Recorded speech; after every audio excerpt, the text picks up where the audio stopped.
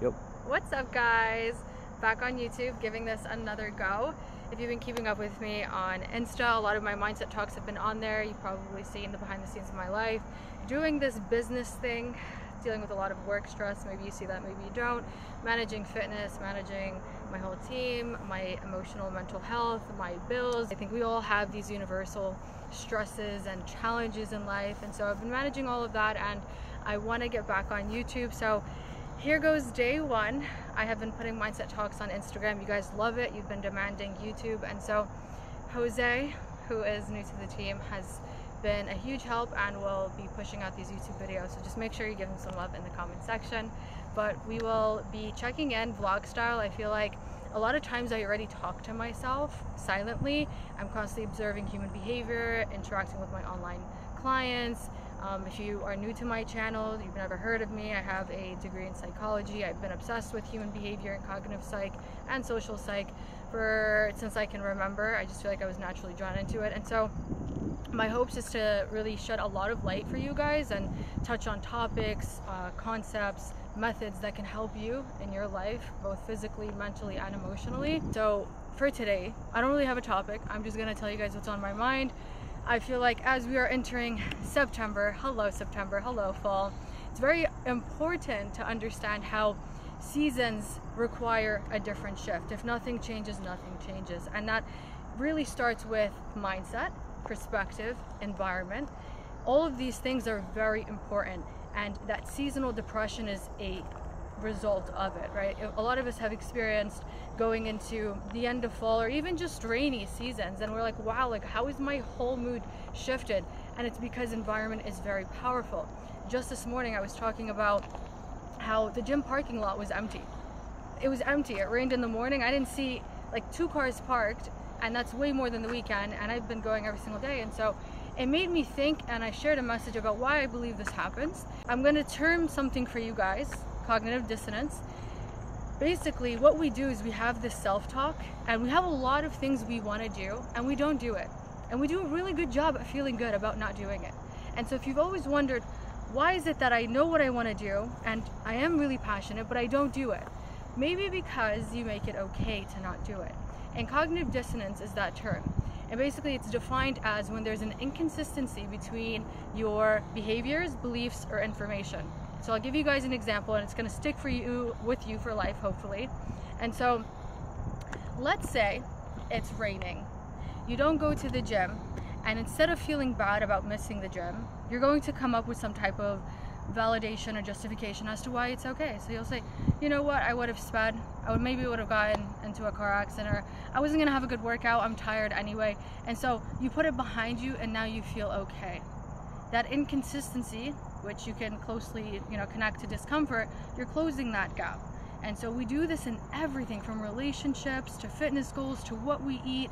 We are constantly having this silent talk with ourselves in our head, and it's how we either get ourselves to do something or not do something. And so I think it's so important to shed light on this and bring that awareness. As we're going into fall and September, our schedules are going to change, and I think that if we treat every season like we treat the new year, we might actually stick to our word, make some progress with our goals, and achieve some remarkable things that we know we can do, but we just kind of, I don't want to say fail, but you really are failing. I'm not going to be nice about it. You're failing. You're not doing the work. You're not holding yourself accountable. And so let's say we have quarterly check-ins. We're not doing New Year's. We're going to check in with ourselves and evaluate our goals with an open mind. It's okay if my goal changed. I'm different. I'm supposed to be different. I don't have to be the same person I am. And as you do this, you have to, number one, introspect yourself first. Everyone's so quick to victimize and say, oh, it's because I don't have this, or my parents don't see what I want to do, and I don't have the support that other people have. And it's like, do you want to spend your whole life pointing at why things aren't working, or do you want to spend more of that energy and time looking for ways to make it happen? And so it could sound harsh, but this is the hard truth, right? Cognitive dissonance is so universal, and we all know it very well. Some people are in very toxic relationships with narcissists.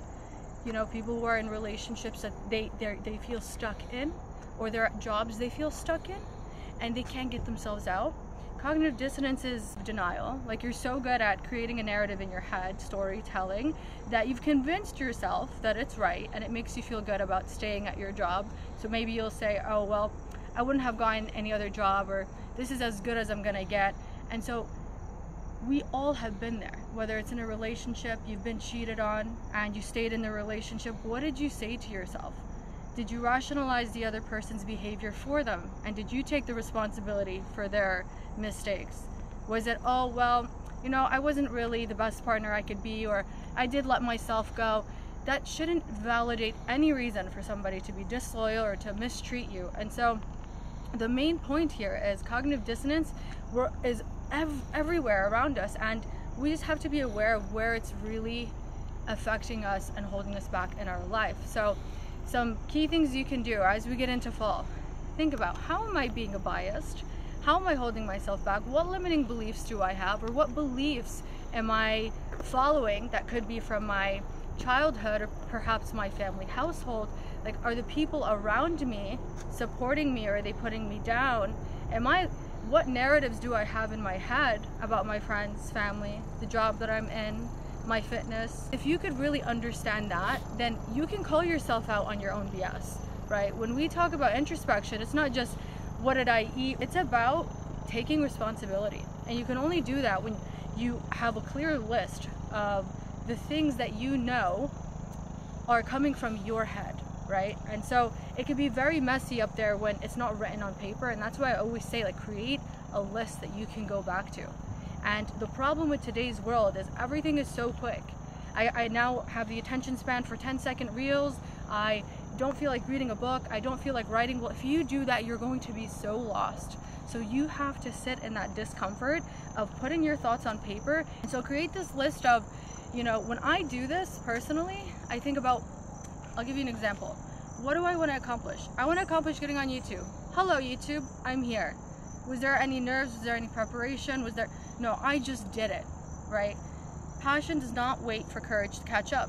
I shared this also online a few days ago, and so many people resonated with it. And I think so often we're waiting for something to fall out of the sky to change the way we think. We're waiting for somebody to walk in our life to change the way that we think or the way that we live. And it's like, you have to do that. You have to have the courage and the confidence to do something before the results come, or before you ever feel ready. Nobody's ready. I decided I was ready walking down here. I was like, I'm doing this. Whatever comes out, comes out. And so this is the mindset you have to have. And if you feel that fear, just say, I'm excited and I might mess up. Like, even now, like if I say something wrong, like, haha, big deal. Like, laugh about it, move on. But don't live in this very afraid, paralyzed mindset, because I don't think anything great can ever come out of that. And so it's a intention and it's an attitude that we carry out, and that's how I think people can start to do things outside of their normal routine, and they can discover a side of them that they never knew. And so going back to what I said, guys, right, the environment has to change. So if you can't change yourself, it's either cognitive dissonance, it's you creating storylines and narratives and biases as to why certain things are, you're letting things slide. And what I mean by that is, like, you're softening the consequence or the failure by giving reasons as to why it's okay you didn't do it. Or two, it's the environment. There's people around you that are like literally making your thought process crappy, lack of better terms. Start with change your thoughts, change your environment, and then change your pattern, guys. Disrupt the system. It's already going to be disrupted. Going from summer to fall, your system's already ruined. You're not going to be hanging out as much, well, for most of us. There's not going to be as much beach days, especially if you're on the East Coast. And so your routine is already going to change. So this is the prime time to introduce a new routine and, you know, implement habits that you want to have, because it's already changing. So you're already disrupting the pattern you had. The discomfort's already going to be there. You might as well introduce a new pattern and a routine. And so it's not that I just magically had time to film this YouTube video. I was like, we're doing this today, and we made the time to do it. And I am sure I will be a lot more successful if I block out that time. And so I want to encourage you guys to really look within, take this term, cognitive dissonance, put it at the forefront of every single day. When you're going to not get up, you're going to snooze, you're going to skip your workout, maybe you're not going to run on the treadmill, what thoughts are going through your head? Why? What did you say to yourself to get yourself out of that? Because I'm pretty sure nobody is leaving the gym feeling like a loser without making themselves kind of like self-soothe. Like you're saying something to move on with your day. And so that voice I want you to pay attention to, your eating habits. And if you want to take this a step further, right? Like awareness is great, understanding and taking responsibility for the thoughts and the behaviors that you're generating is the next step. But you also want to encourage yourself. Encourage yourself in terms of, if you're not confident, everything in your life is gonna fail. Like actually, your relationship, your work. If you don't have the confidence in yourself, and that really stems from self-love. Mosquitoes are coming out, guys. Oh my God. No, I'm just kidding. I really don't like mosquitoes though. Do you like mosquitoes? No. I don't think so. If you don't have self-love or that value in yourself, like that's your baseline. That's your baseline. Forget about setting goals. You just got to be confident now. You have to think about, what can I do to be the most confident version of myself?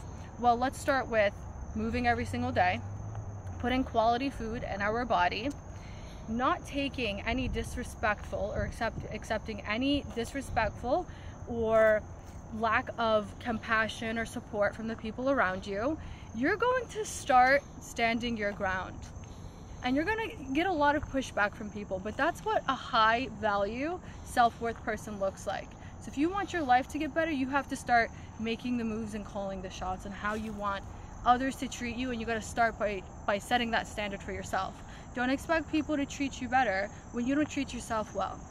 You're sleeping in, you're eating junk.